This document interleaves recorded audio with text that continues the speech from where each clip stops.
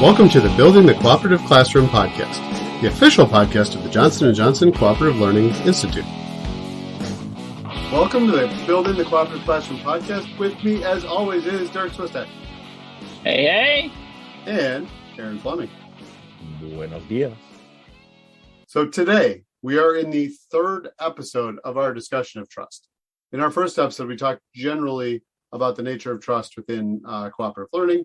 Last episode, we talked about being trustworthy. How do we get people to trust us in a cooperative group? And today, we're going to talk a little bit about being trusting. How do we take people for their word and know that they have our best interests at heart? So I think both Derrick and Aaron have an interesting perspective on this, and I would like to hear it. I'm a little suspicious about why you asked that question in the first place there. I only have the best interests of you and all of our myriad listeners at heart. Okay. All right. I'm gonna trust that you do. So I think there's a couple things that I want to talk about, but I think the biggest one is like when we don't trust or when we don't have good relationships, then that leads to assumptions. And those assumptions are usually based upon characteristics of people or like their identity. And that can lead to some implicit bias, right? Like that can lead to definitely like some deficit model thinking about different identities of people. So we need to trust others, but we need to, like, in order to get to that place, we have to have good relationship skills. And that's all about the cooperative learning game board and building those social skills, modeling them, and showing you can trust others. And a lot of this owning our implicit bias, that's something, we have to make sure that our students are aware of and we talk about. We build those structures in a safe and respectful way. But a lot of that is also modeled from the adults in their lives. So I think we as teachers have to be especially careful to examine our own biases and what are we putting on the students in our classroom, the colleagues that we interact with, and the other members of the community. And so the students are going to pick up the signals that we are putting out there. And so if we want the students to be trusting of each other, we have to make sure that we are trusting of the students as well. Absolutely. And that means allowing them to make some choices, and means allowing them to have say in how the classroom is run. It can also mean, it also means like when you have interactions with students or with the whole class, like being thoughtful about what you're saying and whether that is contributing towards building towards a goal or building up relationships. Agreed with all of that. No, totally agree with both of you. I want to go back to something you said, Adam, about that modeling piece. And this is something I really like as an instructional coach. I love when I am in a classroom, or maybe when I'm not even in a classroom, maybe I'm in, my office or another teacher's office, and some students come in and say, wow, what is my Spanish teacher doing in here with my physics teacher? Like, what on earth would you both have to talk about? Or they walk in and I'm in their English classroom. Like, what are you doing here? Well, we're here because we are partners in learning, because we are entering into that relationship of trust to talk about how we can learn better as teachers and how we can get our students to learn better. And that is a perfect model to show students. And when we show them that, I think that's a perfect model. As I was telling both of you in our pre-show fist fight, I think this is something that's really stuck with me a lot lately.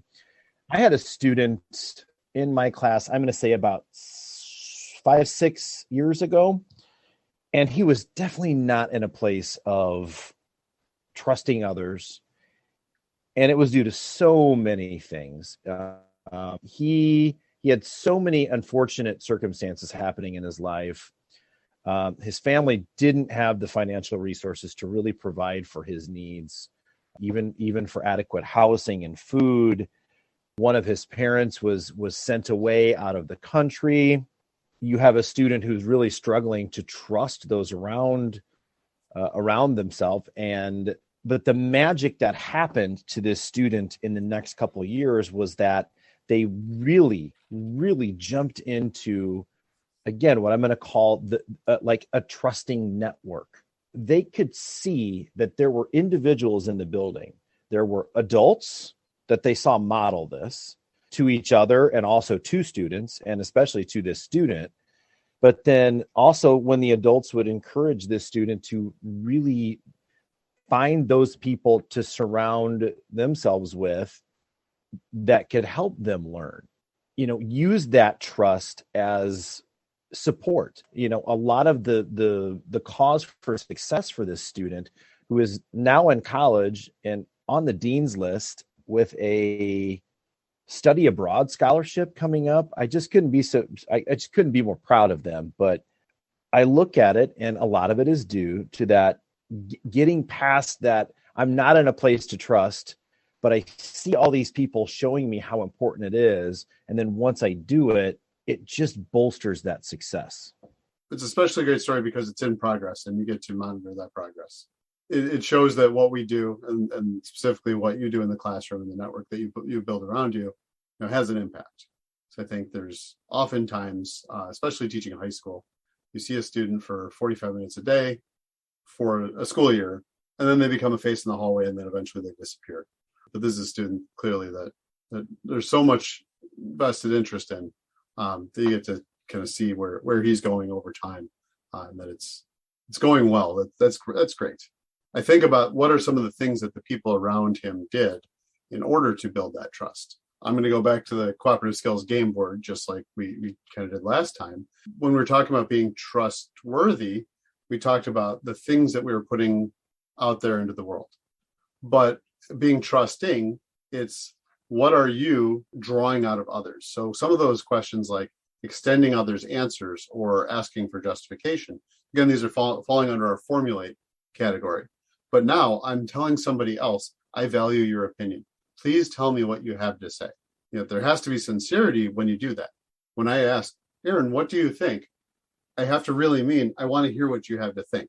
I'm not just asking you to give myself another opportunity to talk when you're finished. I really want to know what you have to say so that I can add to it, I can build on it, I can learn something from it, and we can learn from each other. I think to that point, Adam, of course, but I think we have to be comfortable, at least in the very beginning, that first attempt at digging into someone else's idea, it might be artificial. And that's what we have to continue to give feedback on, to say, why are you asking that question? Or just continue to say, I love it when I walk through the groups and I hear that genuine interest to see what do you think? And that the more kids hear that, and we talked about this in, way back with our social skills, that it becomes less awkward, and it really does become, that those trusting questions where students are asking for more.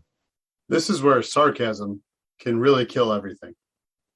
There's a big difference between saying, Aaron, what do you think? Versus, Aaron, what do you think?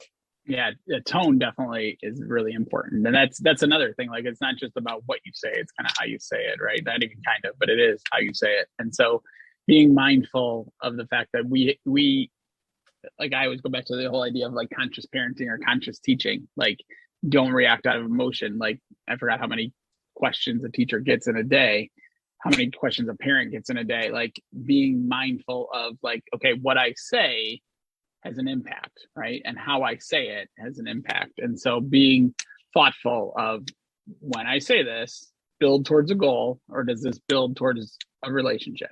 And if it doesn't, then it's probably not worth saying. That actually, I've done a lot of research on just looking at like sarcasm, and it breaks down along gender lines majorly.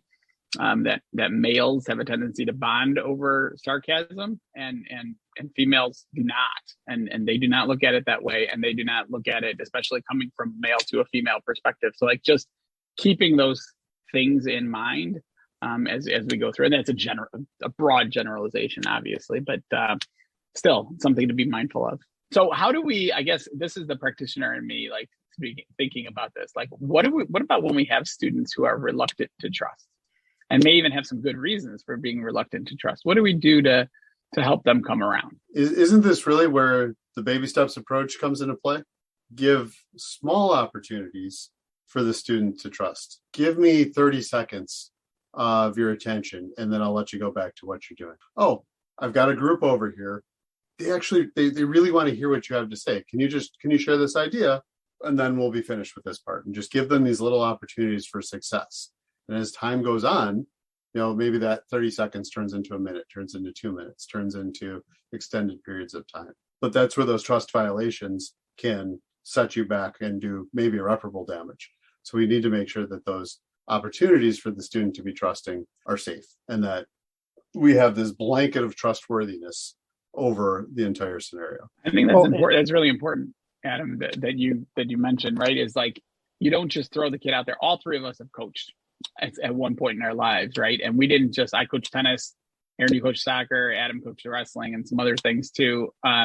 You didn't just throw a kid out there and say, oh, okay, here's a ball, here's a racket, go perform. You led them through and taught them the individual pieces. And I think that's what you're speaking to, is you let them practice those things, and like being thoughtful about practicing that. So like just handing a bunch of kids a worksheet or something to work on and saying, oh yeah, just talk to each other. You know how to talk to each other, and just walking away and just assuming that there is trust between them. And sometimes there is, and it has nothing to do with you. You just kind of got lucky. And that isn't what teaching's about. Teaching isn't about just getting lucky. Well, I think the last thing that I would add would be going back to Adam's last thoughts. And of course, Derrick, the intentionality is paramount there. Adam, you talked about really knowing your students. And I think, Derrick, you even mentioned this before we hopped on today. When you know your students and you know that you have that student who is not ready to trust, and we all know that there are so many reasons for a student not to trust. If you know your students well enough, you know that there's someone in class that might be the right trust partner for that student, and you can be intentional in those groupings. So, knowing when and where, again, like Adam said, to plug that student in, and not into your group of sarcastic boys, but into the group where there is trust built up. So intentionality and knowing your students plays a big factor here. And with that, I think it's a good pausing spot for this week. Next week, I want to talk a little bit about trust and conflict. One of the things we talk about, we alluded to this in our first episode in the miniseries, was about this balancing of relationship and goal. And so trust plays a big part into that. And so I think we'll have some robust conversations on that topic. But I'm looking forward to it already. Oh man, so exciting. But until next week, let's cooperate.